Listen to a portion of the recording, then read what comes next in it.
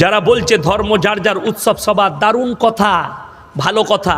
আমার একটা গ্রামের ছেলে শিক্ষিত আমাকে বলছে, হুজুর এরকম কথা তোমরা কোনোদিন বলতে পেরেছো? আমি কি বলতে কিনি, ধর্ম যার যার উৎসব সবার, কত বড় সম্প্রীতির কথা। মানে ঠিক বলেছিস, খুব লাভ হলো। কোরবানির সময় ওদিকে ডাকবো, গরুর ঠ্যাংটা ধরবি আয়। কথাটা বুঝতে পারেননি? তখন বলছে কারুর ধর্মে আঘাত আনা হবে।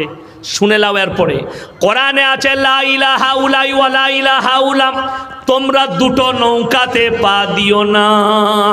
আমার মায়ের, আমার ভাইয়েরা, বোনেরা শোনো, আমার আল্লাহর কাছে যতগুলো পাপ আছে সব থেকে নিকৃষ্ট পাপ হচ্ছে শিরকের পাপ।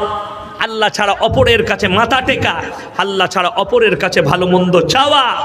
যদি সেখানে সমর্থনও করেন, সেই জায়গায় যদি আপনি সমর্থন করেন তো আপনি পাপী। আমাদেরকে কেউ ফোন করে না সারা বছর, বেটার বিয়ে হচ্ছে, বিটির বিয়ে হচ্ছে, আকিকা হচ্ছে, অমুক হচ্ছে, আমাদেরকে ফোন করে না। ঠিক ফোন করে কুরবানির সময়। কোথায়? হাট থেকে একটু পা টানা গরু পেয়েছে, আমাকে মুর্শিদাবাদ থেকে ফোন করেছে, বেলডাঙ্গা হাট থেকে। হুজুর ভালো আছেন? আমরা ভালো আছি। কোথায়? আমরা মাদ্রাসার ক্লাসে। আচ্ছা একটা মশলা বলুন তো। আমরা কি হয়েছে? বলে একটা গরু না একটু পা টেনে টেনে চলছে, কুরবানি হবে। আমরা হ্যাঁ নিয়ে এলে, ও যেমন পা টেনে টেনে চলছে, তুই পা টেনে টেনে জান্নাতে ঢুকবি। তাকে কি উত্তর দেবো?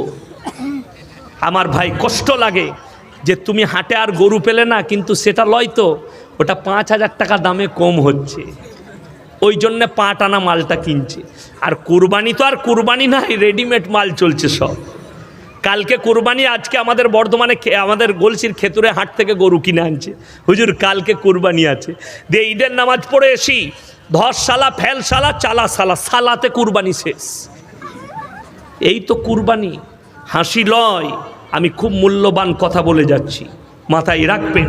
তোমার বাপ দাদাকে জিজ্ঞেস করো, হাদিস আর কোরআনকে জিজ্ঞেস করো, তোমরা ত্যাগ করো মহাব্বতের জিনিসকে। আপনার মহব্বত এসছে ওই প্রাণীর প্রতি, আপনি 6 মাস বাড়িতে পাললে তবে আপনার মহব্বত আসবে, 1 মাস পাললে তবে ওর প্রতি মহব্বত জাগবে। আর কুরবানিতে যখন তুমি 6 মাস পশুটাকে পেলে, তার গলায় ছুরি লাগাবে, মালিকের চোখ দিয়ে দরদর করে পানি পড়বে টপ টপ করে।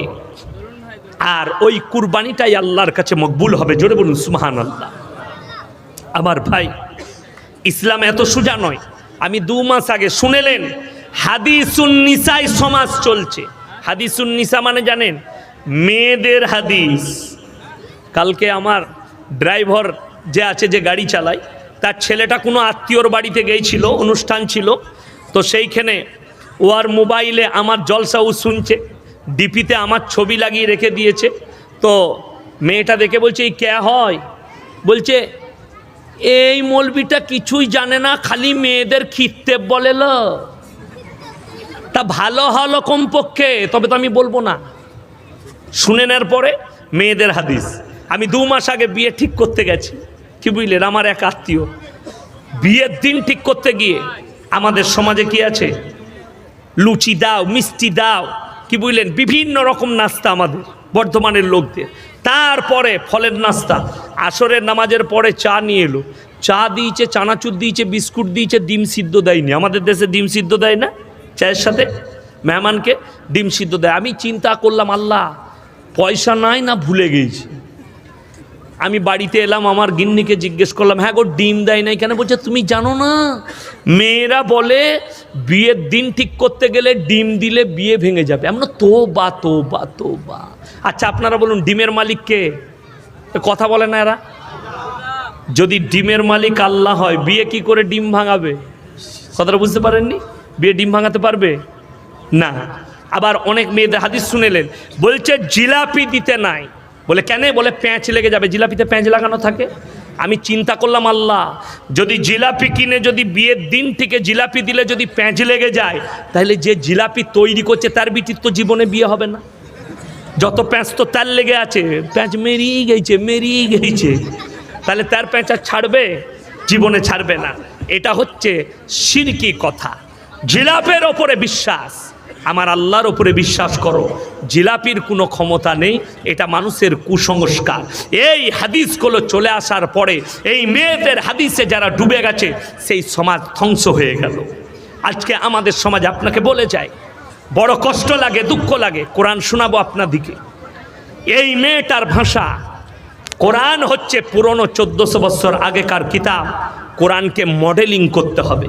আল্লাহর কসম, কোরআন মডেলিং ছিল, মডেলিং আছে, কিয়ামতের সকাল পর্যন্ত কোরআন মডেলিং থাকবে। জোরে বলুন সুবহানাল্লাহ।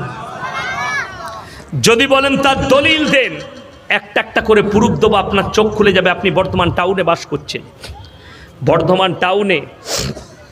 টাউনের কথা বলছি। কম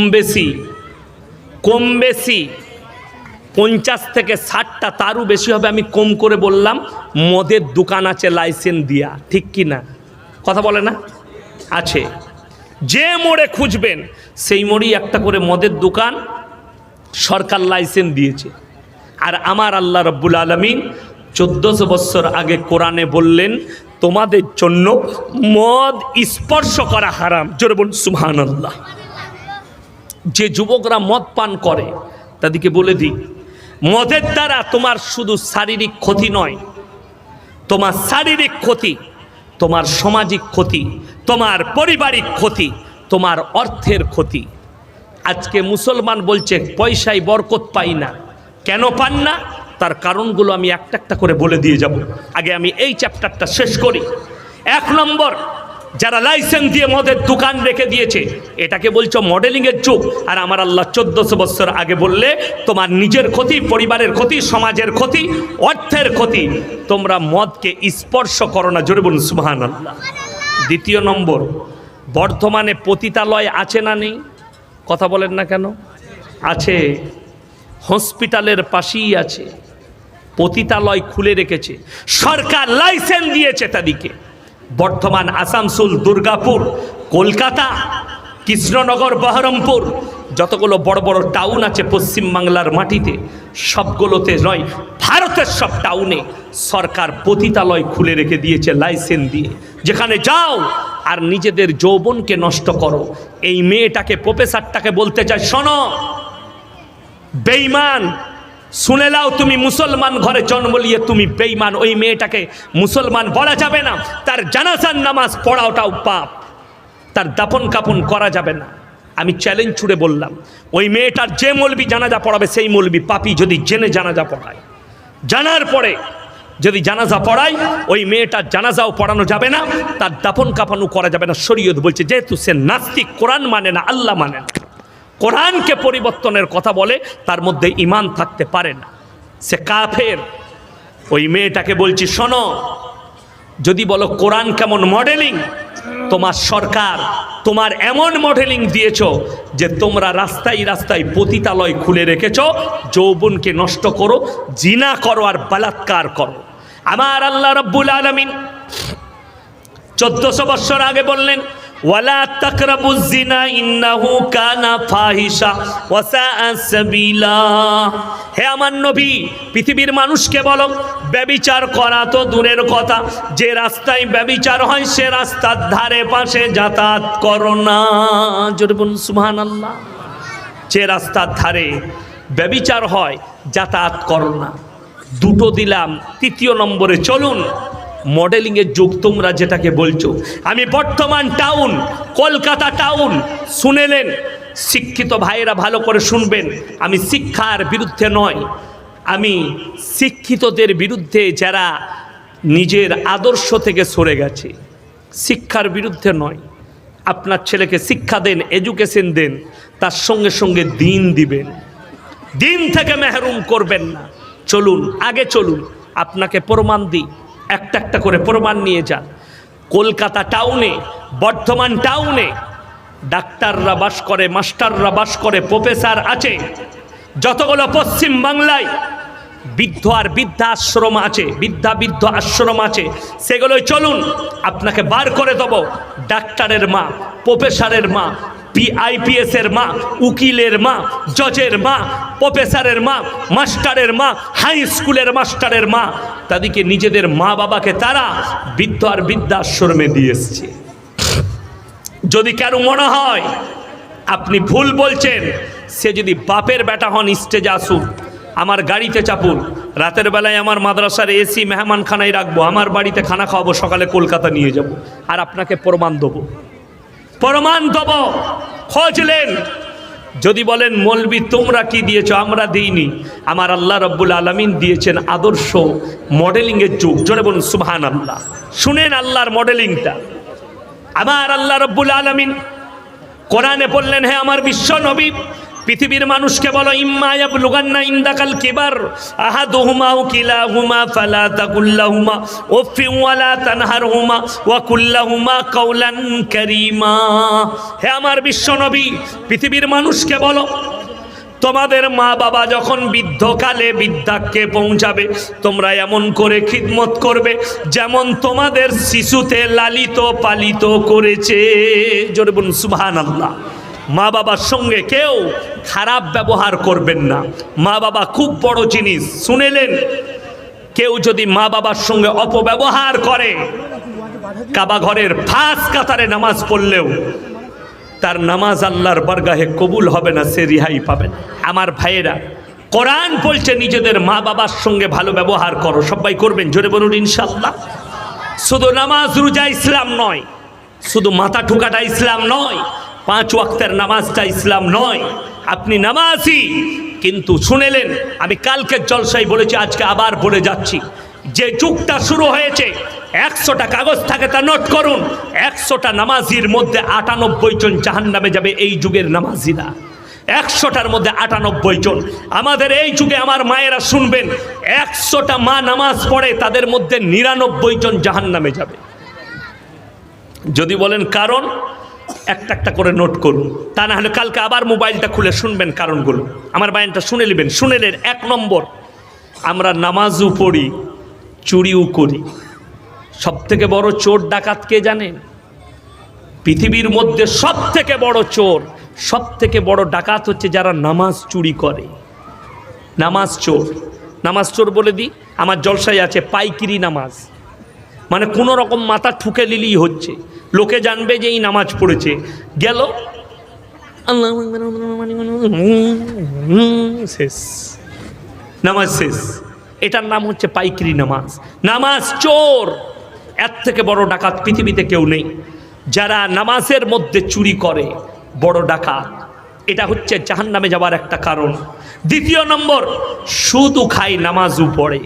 3 নম্বর, আপনার ভাইয়ের হক মেরে খায়, নামাজও পড়ে। 4 নম্বর, মা বাবাকে ভাত দেয় না, ফাঁস কাতারে নামাজ পড়ে। 5 নম্বর, সুদ খায়, আপনার স্ত্রীর ওপরে অত্যাচার করে, সমাজের ওপরে অত্যাচার করে, অথচ তারা নামাজ পড়ে। এরকম হাজারো গুণাবলী আছে। যেমন বলে দিই, বর্ধমান টাউন আল্লাহর রহমতে মুসলমান অ্যাক্টিভ, কিন্তু আপনাকে চ্যালেঞ্জ দিলাম, ক্রিসমাসের দিনে 25শে ডিসেম্বর মুসলমানদের 100টা শিক্ষিতরা, অশিক্ষিতরা নয়, 100টা মুসলমান ছেলে মেয়ে বিগ বাজারে গির্জায় গিয়ে লাইন দিয়েছে, আশীর্বাদ নিবে। জানেন কেন? আমাদের মতো মৌলবীকে ফলো করে না, এরা ফলো করে আমাদের সমাজের। আমি বর্তমান টাউনে বুক ফুলিয়ে বলে যাচ্ছি, আমার জলসা শোনাবেন। পোস্টার টাঙানো হয়, ধর্ম যার যার, উৎসব সবার। শুনেননি আপনারা? ইউনিভার্সিটির পাশে দুর্গা উৎসব হয়, মুসলমানরা নিজেদের বৌদিকে বাইকে চাপিয়ে, চাই একবার ঠাকুর দেখে আসি, চাই একবার মেলা দেখে আসি। বলে হুজুররা কিছু জানে না, হুজুররা কিছু জানে না বে মৌলবীরা। কেন? বলে আমরা তো শুধু ঠাকুর দেখতে যাচ্ছি, আমরা পুজো করতে গেছি। খুব ভালো করে শুনবেন, উদাহরণটা শুনেলেন। আপনার পাড়ায় একটা বাড়িতে ডাকাতি হচ্ছে, সবাই ঘুমাচ্ছে, একজন খালি পেশাব করতে উঠেছে। সে দেখলে আল্লাহ, এর ঘরে তো সব ডাকাত ঢুকেছে। সে চুপচাপ বসে দেখলো কিভাবে ডাকাতি হয়, সব লুটে পুটে পালিয়ে গেল। পরবর্তীতে পুলিশের গাড়ি এলো, এই গোটা পাড়ার লোক জেগে গেছে, তোমরা কে দেখেছো? সে বললে, স্যার আমি প্রথম থেকে শেষ পর্যন্ত দেখেছি। কাকে বেশি কেলানি দিবে? তাকে মারবে না? মারবে না। একে নিয়েছ, বেরিয়ে যাবে, মালকে নিয়েছে। তো তুমি যদি বলো আমি মজা দেখতে গিয়েছিলাম, তো তোমাকে বেশি কেলানি দিবে। কষ্ট এক জায়গায়।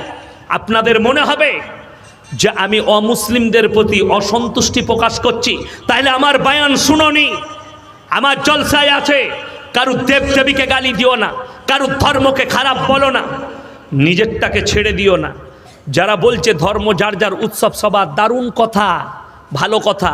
আমার একটা গ্রামের ছেলে শিক্ষিত আমাকে বলছে, হুজুর এরকম কথা তোমরা কোনোদিন বলতে পেরেছো? আমি কি বলতে কিনি, ধর্ম যার যার উৎসব সবার, কত বড় সম্প্রীতির কথা। মানে ঠিক বলেছিস, খুব লাভ হলো।